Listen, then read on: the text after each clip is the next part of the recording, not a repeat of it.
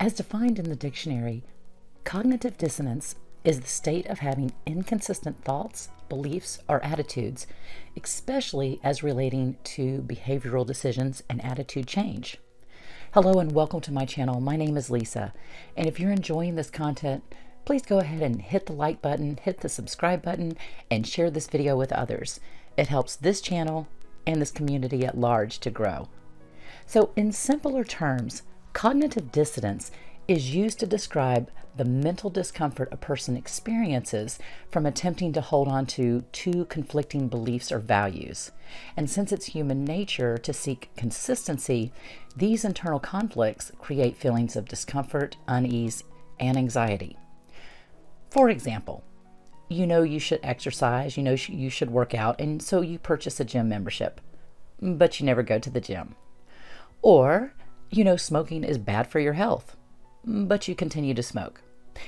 You know you have to get up early in the morning, but you stay up late binge watching Netflix.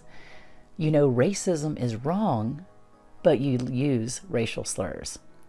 Okay, so in a relationship with a narcissist, the victim of the narcissist is going to experience cognitive dissonance. Now, this can happen very early on in the relationship, but guaranteed it will most definitely happen. So, some examples of this, in no particular order, are the narcissist presents themselves as truthful and honest, but you're catching them in lies.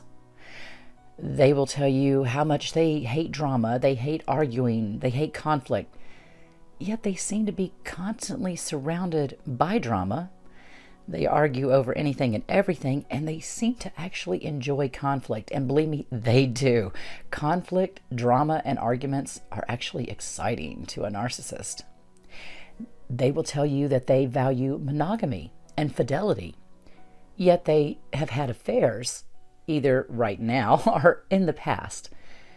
The ex-narc in my life would tell me about how hurtful and wrong it was of his first wife to have an affair during their marriage.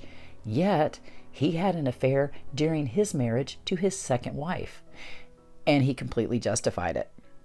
Now, they do value monogamy and fidelity in you, but they're not going to offer you the same, no matter how convincing they may seem, no matter how much integrity they may claim to have. They all cheat. Either emotionally or physically, they all do it, period.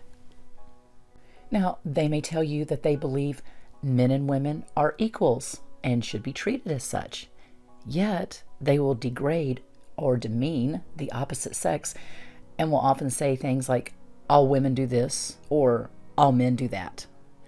They will present themselves as forgiving. They'll say they're not vindictive, that they don't hold grudges, yet you're going to hear them speak of revenge or getting even with others. They will profess their undying love for their victim, often referring to the victim as their soulmate, the love of their life, yet they will criticize, belittle, invalidate, and scream at the victim. And they will excuse this behavior, claiming they were just angry at the time. They said things they didn't mean, or that they said these things that they did for the victim's own good because they care for and love the victim so much. They may claim to love children, yet they spend very little quality time with that child, or they speak harshly to them or about them. Now, this is going to be especially true of stepchildren, but also pertains to their own children. They will claim to be a good friend to others, yet they criticize these same friends behind their back. They will claim to be committed to their victim and offer words indicating their devotion in order to create feelings of security in the victim.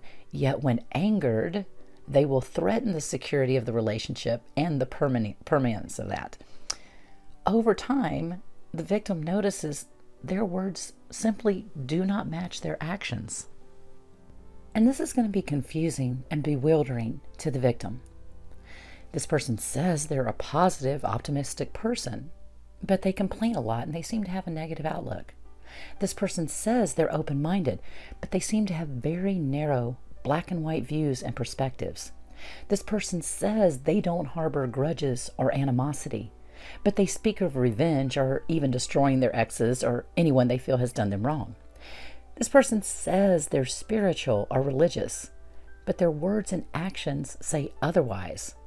So cognitive dissonance happens when the narcissist's mouth tells you one thing, but their actions tell you another. Once the victim begins to recognize these inconsistencies in what they say and what they do, and begins to point these inconsistencies out to the narcissist and question them on it, the narcissist will typically employ the tactic of gaslighting. I never said that. You misunderstood what I said. I didn't mean it that way. You're twisting my words. They may also use deflection and projection. What about what you said? What about what you did? Why are you bringing up the past? Are you just trying to start an argument with me? They may refuse to continue the discussion by walking off saying, I'm not arguing with you.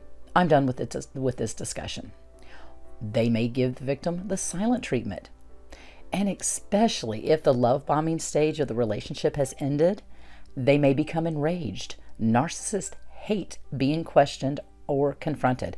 Thus, fury is used to intimidate the victim and scare them into submission. The victim is confused by this rapid shift in behavior. Their mind attempts to process how a person who seems so docile could erupt like this. How can the person who says they love me speak to me so harshly? How can this person who said they valued honesty lie to me? It just doesn't make any sense, and the victim desperately tries to make sense of it all.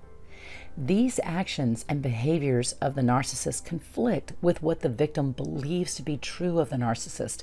And in order to stay in the relationship, the victim will now make excuses for the narcissist's behavior by saying to themselves, he or she was just angry. They didn't mean what they said.